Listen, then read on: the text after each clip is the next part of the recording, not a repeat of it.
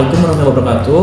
Perkenalkan kami dari kelompok 2 mata kuliah Pendidikan Pancasila Prodi Teknik Sipil angkatan 2024. Sebenarnya di sini kami izin memperkenalkan diri dahulu. Perkenalkan, nama saya Muhammad Arana Hakim dengan akhiran NPM 065. Selanjutnya Saya Danurul Aini dengan akhir NPM 013. Saya Ida Narapipa dengan akhiran NPM 020. Saya Fitri Dinda Rahmawati dengan akhiran NPM 018. Saya Wira Pandu Mardika dengan akhiran NPM 014. Saya Zurana Josifa dengan akhiran NPM 015. Oke, di video ini kita akan membahas terkait infrastruktur jalan di Indonesia yang mungkin kita ketahui banyak jalan baru tetapi tidak dalam jangka waktu lama sudah rusak. Nah, mungkin kita akan mencari tahu bagaimana kebenaran di balik jalan rusak itu. Jadi, pertama kita akan membahas terkait dengan isu-isu jalan raya, jalan-jalan baru di Indonesia yang cepat rusak. Apakah dari teman-teman ada isu-isu itu? Setahuku sih ada ya, sebuah kayak apa sih, pengkorupsian RAB di pengaspalan jalan Desa Kebon Teluk Dalam Jatim, yang katanya mereka itu melakukan korupsi di pembuatan jalan yang diketahui oleh para warga. Singkatnya seperti itu. Oke. Ya. Nah, kalau terkait dengan korupsi atau pengelapan dana di suatu pembangunan jalan, apa ada faktor-faktor yang menyebabkan hal demikian?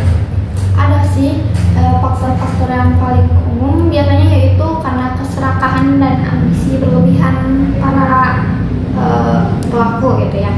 Mereka yang mengutamakan keuntungan pribadi secara berlebihan cenderung memanipulasi proyek demi keuntungan pribadi, seperti memotong kualitas dan memanipulasi bahan-bahan juga.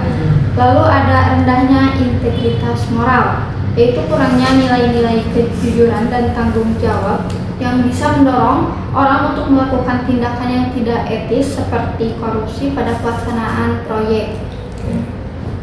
Ya, dari faktor itu, kenapa sih kontraktor tuh bisa sampai memanfaatkan peluang negatifnya gitu? Kira-kira gimana tuh? Iya, kira-kira tahu. Peluangnya cukup besar ya kan sih, kontraktor untuk melakukan korupsi. Ya mungkin salah satunya yaitu kurangnya pengawasan gitu dari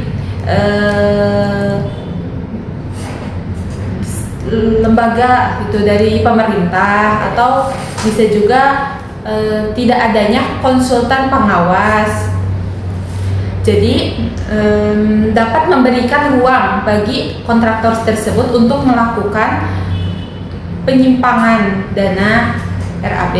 Nah, selanjutnya mungkin minimnya sanksi yang diberikan kepada pelaku korupsi ini seringkali tidak efektif gitu, baik dari jenis maupun besarannya. Mungkin dari saya.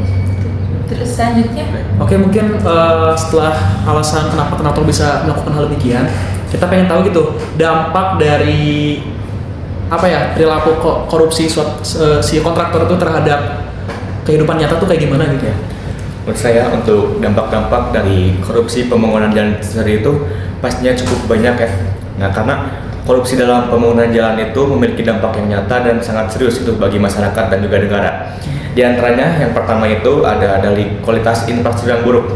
Jalan yang dibangun dengan kualitas yang rendah akibat penggelapan dana itu akan cepat rusak karena semestinya yang dibangun secara teknis standar tidak memenuhi standar sehingga mudah berlubang, retak, dan akan tidak tahan lama. Dan juga yang kedua itu kerugian ekonomi negara. Dana negara yang seharusnya digunakan untuk pembangunan berkualitas itu hilang. Dan juga anggaran pembangunan jalan membengkak, namun hasilnya tidak sesuai dengan apa yang ada di lapangan. Dan juga yang terakhir itu ada resiko keselamatan penggunaan jalan. Jalan dengan kualitas buruk dapat menyebabkan kecelakaan lalu lintas. Resiko kerusakan kendaraan meningkat dan juga membahayakan keselamatan pengendara, terutama motor dan kendaraan ringan, dikarenakan kondisi jalan itu yang rusak.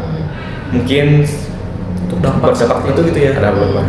Oke, mengenai berkaca hal tadi ya, perilaku korupsi si kontraktor terhadap pembangunan jalan. Nah, gimana sih kaitannya dengan nilai-nilai Pancasila yang kita ketahui ada 5 nilai gitu, dimulai dari sila pertama itu kayak gimana?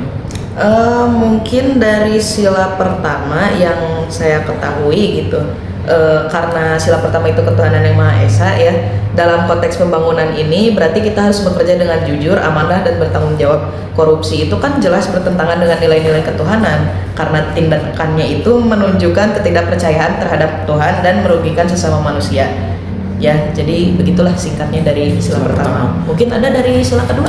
Ya, baik, untuk yang berkaitan dengan nilai sila kedua yaitu kemanusiaan yang adil dan beradab ya. Tentunya yang berkaitan dengan nilai keadilan kemanusiaan yang adil dan beradab yaitu yang pertama itu melanggar keadilan sosial. Karena korupsi itu kan merampas hak masyarakat untuk mendapatkan infrastruktur berkualitas dan pembangunan jalan yang berkelanjutan. Dengan ini secara langsung merugikan kepentingan umum karena ini kan tidak adil ya. Korupsi di atas kepentingan sendiri dan tidak digunakan untuk semestinya untuk kepentingan masyarakat. Mungkin itu keterkaitan yang ada di sila kedua. Selanjutnya mungkin untuk sila ketiga terkait dengan persatuan itu kayak gimana? Mungkin kalau pada sila ketiga yaitu adalah persatuan Indonesia ya, yang berkaitan dengan tindakan korupsi dapat memicu pemecah belahan di masyarakat. Ketika masyarakat mengetahui adanya penyelewengan dana RAB untuk jalan tersebut, maka akan menimbulkan rasa tidak percaya terhadap pemerintah dan kontraktor yang terkait pada pembangunan jalan tersebut atau pembangunan tersebut ya. Nah, hal ini dapat memicu konflik sosial dan menghambat perwujudan persatuan dan kesatuan dan menghambat pembangunan infrastruktur yang berkualitas. Anggaran yang seharusnya digunakan untuk membeli bahan untuk jalan itu malah digunakan untuk membeli bahan pembangunan yang lainnya gitu, yang kerja yang tidak standar. Ya, tidak standar gitu. Mungkin segitu ya. Segitu ya. Untuk sila keempat gimana terkait dengan Untuk sila keempat kerajaan yang dipimpin oleh kebiasaan dalam permusyawaratan perwakilan. Jadi kita tahu bahwa setiap ada masalah harus dimusyawarahkan untuk mencapai mufakat. Nah, ketika ada masyarakat yang mengetahui adanya korupsi atau penyelewengan dana untuk infrastruktur, nah si masyarakat itu kemudian melapor kepada misalnya kepala desa. Nah, si kepala desa itu tidak boleh menutup telinga dan seolah-olah itu hanya laporan biasa gitu. Itu tuh harus dimusyawarahkan untuk mencapai mufakat karena kepentingan itu harus untuk kepentingan bersama, bukan kepentingan pribadi. Oleh karena itu ya harus dimusyawarahkan, tidak hanya korupsi saja, tapi semuanya juga kan harus dimusyawarahkan. Tapi untuk masalah ini ya mungkin harus dimusyawarahkan. Oke. Baik, dan untuk nilai penyelesaian terakhir tuh yang kelima kira-kira gimana? Ya, kan pada nilai Pancasila sila kelima itu berkaitan dengan keadilan sosial bagi seluruh rakyat Indonesia yang bertujuan menanamkan kesadaran bahwa setiap proyek pembangunan harus memenuhi prinsip keadilan dan kesejahteraan bagi masyarakat secara merata. Nah, pada sila kelima ini menekankan pentingnya keadilan dalam berbagai aspek kehidupan, termasuk distribusi hasil pembangunan. Nah, dampak dari korupsi pada sila keadilan sosial ini yaitu terjadinya ketimpangan sosial, yaitu dapat menghambat pemerataan pembangunan sehingga wilayah tertentu tetap tertinggal. Oke.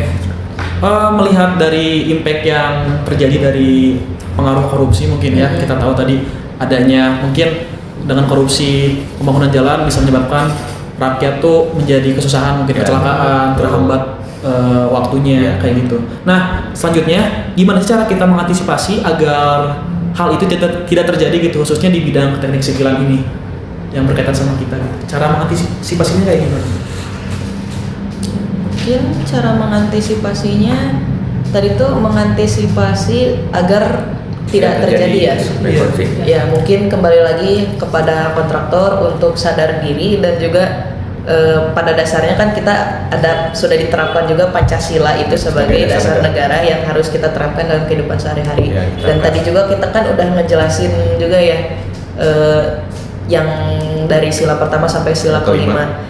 Ya, dari sana juga mungkin sudah tertera jelas ya kalau misalkan itu tuh bisa menjadi salah satu faktor supaya kita tidak melakukan hal tersebut, terutama pada kontraktor. Jadi intinya ya sebagai kontraktor lebih baik untuk bisa lebih sadar diri lagi Iya. dan lebih peka gitu Iya. Dan juga ke depannya. untuk mengimplementasikan ya nilai-nilai Pancasila pada kehidupan sehari-hari, Iya. contohnya di mesin kontraktor Iya. atau di teknik sipilan. Oke.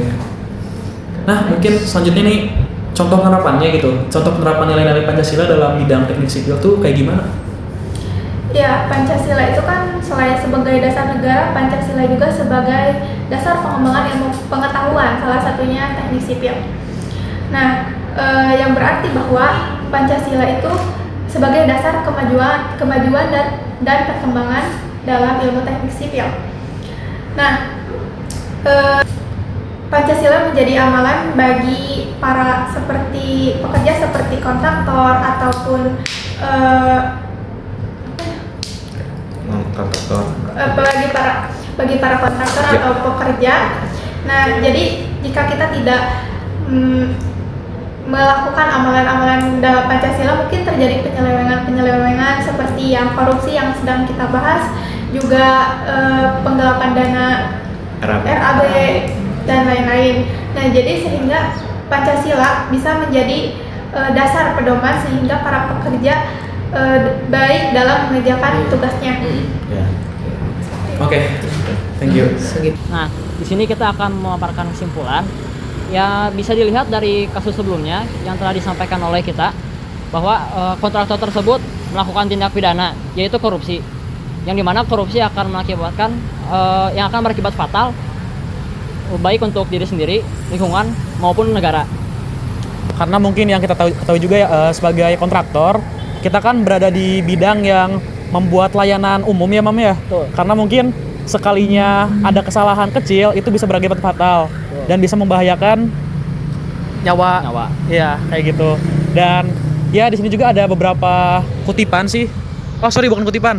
Ada hukum yang menyebutkan bahwa kontraktor yang melakukan korupsi dapat dikenai pidana penjara seumur hidup atau minimal 4 tahun dan maksimal 20 tahun serta denda minimal 200 juta. Hal ini disesuaikan dengan pasal 2 ayat 1 Undang-Undang Republik Indonesia nomor 31 tahun 1999 tentang pemberantasan tindak pidana korupsi. Seperti itu. Mungkin sekian ya pemaparan dari kelompok kita terkait ya gimana gitu isu infrastruktur jalan di Indonesia. Ya masih banyak kekurangan, tapi intinya semoga poin-poin edukatif yang kita kasih itu cukup bernilai untuk teman-teman semua. Kami mohon maaf bila ada kekurangan. Kami dari kelompok 3 izin untuk menutup video ini. Terima kasih banyak. Wassalamualaikum warahmatullahi wabarakatuh.